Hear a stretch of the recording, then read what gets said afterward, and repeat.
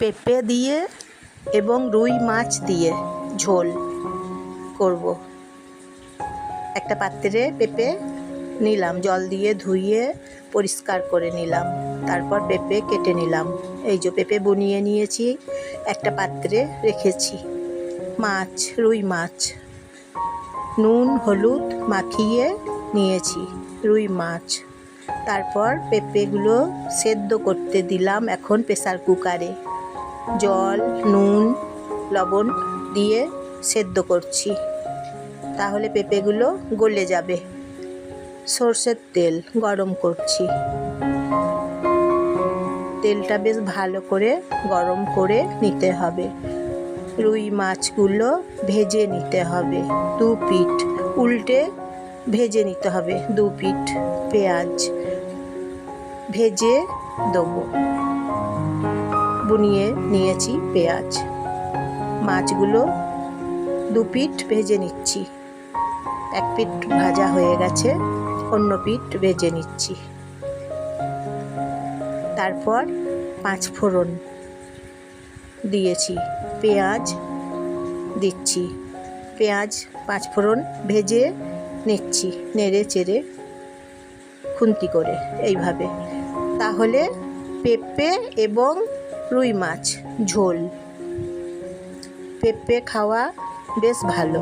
তারপর কাঁচা লঙ্কা বেটে দিলাম, একটা তেজপাতা গোটা দিলাম।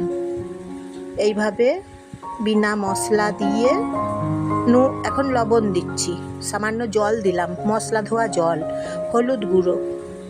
এইভাবে বিনা মশলাতে মাছ পেঁপে ঝোল খেয়ে দেখুন, খুব সুন্দর, অসাধারণ।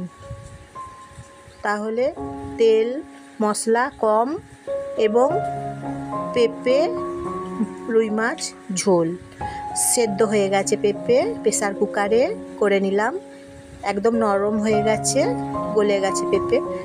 তাহলে রুই মাছের এবং পেঁপে ঝোল রান্না করছি গরম ভাতের সঙ্গে। এই যে মাছ ভাজাগুলো ছেড়ে দিলাম, খুব সুন্দর করে খাওয়া যায় গরম গরম ভাতের সঙ্গে। এইভাবে খেয়ে দেখুন, ভারী সুন্দর। আমি জয়া, আপনারা সবাই নমস্কার নেবেন বন্ধুরা, সবাই শুভেচ্ছা নেবেন। এখন জল দিয়েছি, জল দেওয়ার পরে ভালো করে ফুটিয়ে নিতে হবে। তাহলে পেঁপে এবং মাছ ভাজাতে মিশে যাবে, মশলাগুলো মিশে যাবে। তাই এইভাবে রান্না করছি। একটা সাবস্ক্রাইব করে দেবেন বন্ধুরা এবং একটা লাইক করে দেবেন। এই যে দেখুন, তাহলে কমেন্ট করে বলবেন কেমন হয়েছে পেঁপে দিয়ে রুই মাছ দিয়ে।